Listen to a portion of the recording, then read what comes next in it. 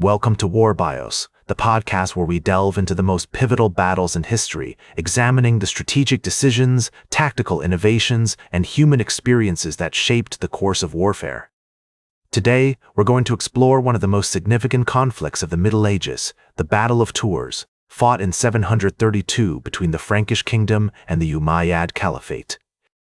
This battle marked a turning point in European history, as it halted the Islamic conquest of Western Europe and paved the way for the rise of Charlemagne and the Carolingian Empire. To understand the significance of the Battle of Tours, we need to go back to the early 8th century, when the Umayyad Caliphate, under the leadership of Caliph al-Walid I, was expanding its territories in Europe. The Muslims had already conquered the Iberian Peninsula, and their armies were pushing northwards into Gaul, the region that is now modern-day France. The Frankish Kingdom, led by Charles Martel, was the main power standing in their way. Charles Martel, also known as the Hammer, was a skilled military leader who had risen to power after the death of his father, Pepin of Herstal. He had already proven himself in battle, defeating the Saxons and the Frisians, and was now facing the much greater challenge of stopping the Muslim advance. Martel was aware that the Umayyad army was a formidable force, with experienced soldiers, advanced tactics, and a strong cavalry.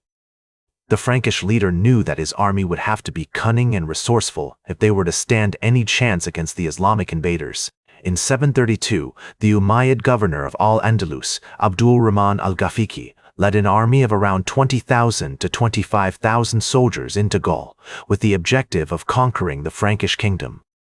The Muslim army was largely composed of Berber and Arab troops who were skilled in the art of warfare and had been battle-hardened in the conquests of North Africa and the Iberian Peninsula. As they marched through the French countryside, the Umayyad soldiers left a trail of destruction in their wake, burning villages and crops and slaughtering any who dared to resist. The Frankish army, on the other hand, was mobilizing its forces to meet the Muslim threat.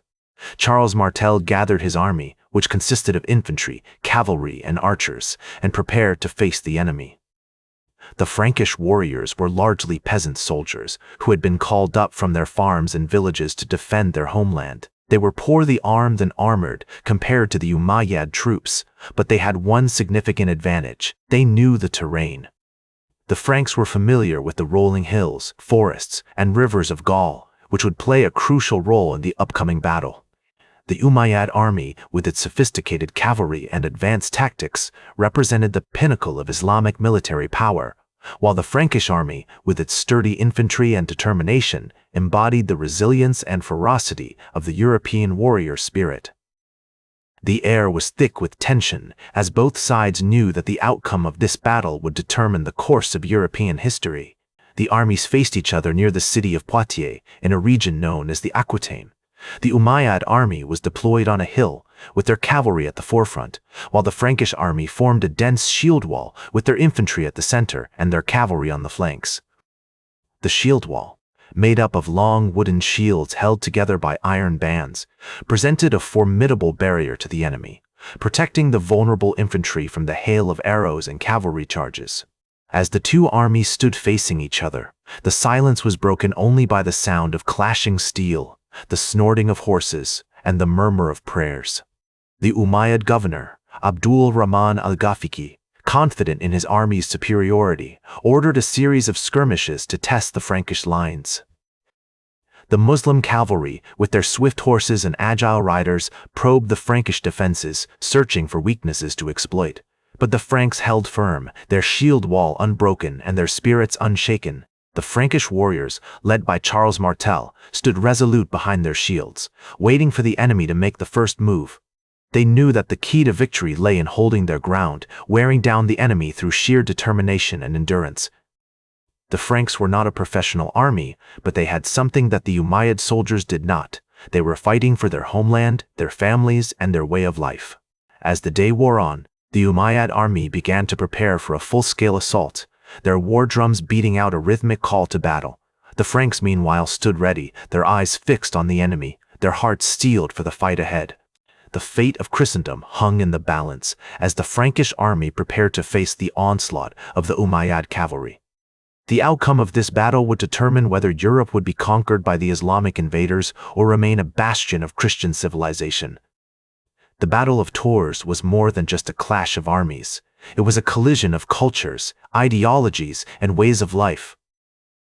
The Muslim horsemen, with their swift steeds and agile riders, attempted to outflank the Franks, but Martel's clever deployment of his cavalry on the flanks prevented this, showcasing his mastery of the battlefield. The Frankish warriors, bolstered by their knowledge of the terrain and their determination to defend their homeland, stood resolute behind their shields, presenting a nearly impenetrable barrier to the enemy. The air was thick with tension as the Umayyad governor, Abdul Rahman al-Ghizni, led the charge himself, riding at the head of his cavalry and brandishing his sword.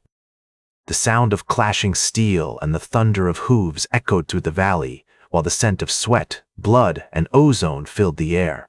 However, as he approached the Frankish lines, he was met with a wall of steel and a hail of stones and javelins, which rained down on him like a deadly storm.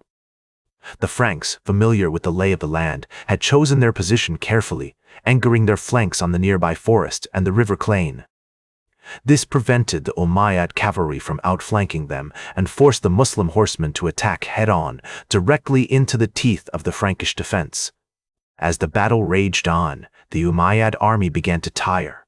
The Frankish shield wall had held firm for hours, and the Muslim warriors were starting to feel the effects of fatigue, their movements slowing as the weight of their armor and the relentless onslaught of the Franks took its toll. The Franks, on the other hand, seemed to be gaining strength, their determination and ferocity fueled by their desire to defend their homeland. According to the medieval historian Isidore of Beja, the Franks fought with a fury that was almost bestial, as if they were driven by a mad desire for victory.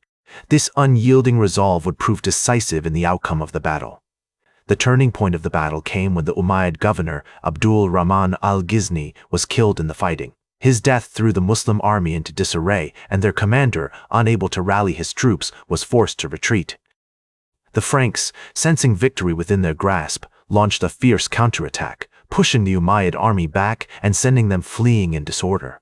As the Muslim lines wavered, the Frankish warriors poured forward, exploiting the gaps and weaknesses that had opened up in the enemy's defense. The pursuit was merciless, with the Franks showing no quarter to their enemies. According to one account, the Franks pursued the Moors for many miles, killing and slaughtering them without pity or compassion. The Umayyad army was utterly defeated, and their survivors were forced to flee back to Spain, leaving behind their dead and their wounded. The landscape itself seemed to bear witness to the carnage, as the bodies of the fallen lay strewn across the battlefield, a grim testament to the ferocity of the conflict. The Battle of Tours, as it would come to be known, was a decisive victory for the Franks, one that would shape the course of European history. It marked the high tide of Islamic expansion in Europe and prevented the conquest of the continent by the Umayyad Caliphate. In the aftermath of the battle, the Franks would celebrate their victory as a divine triumph, one that had been ordained by God himself.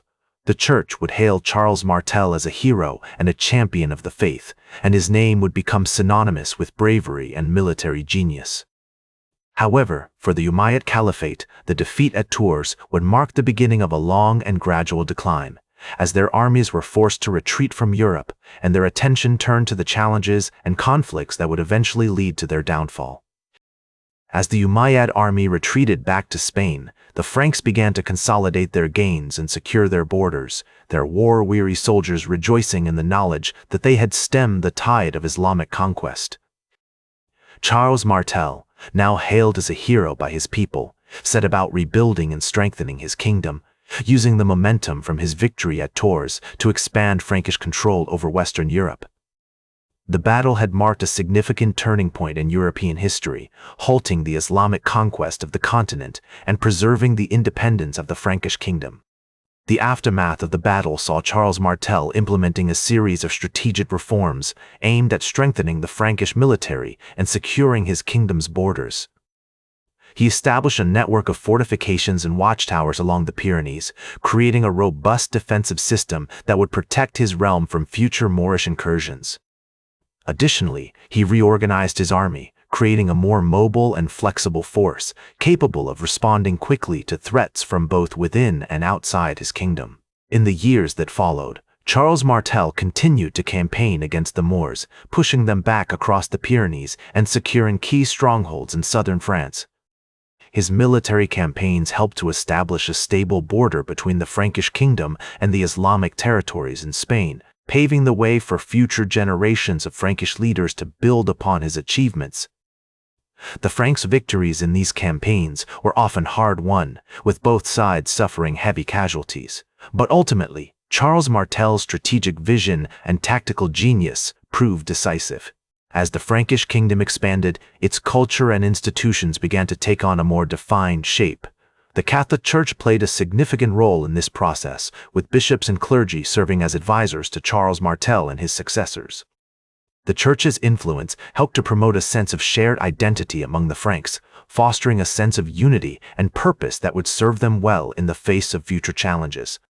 The legacy of the Battle of Tours can be seen in the many historical accounts that have survived to this day. As the medieval historian Einhard wrote, the victory at Tours was a triumph of Christianity over paganism, and it marked the beginning of a new era of peace and prosperity for the Frankish people.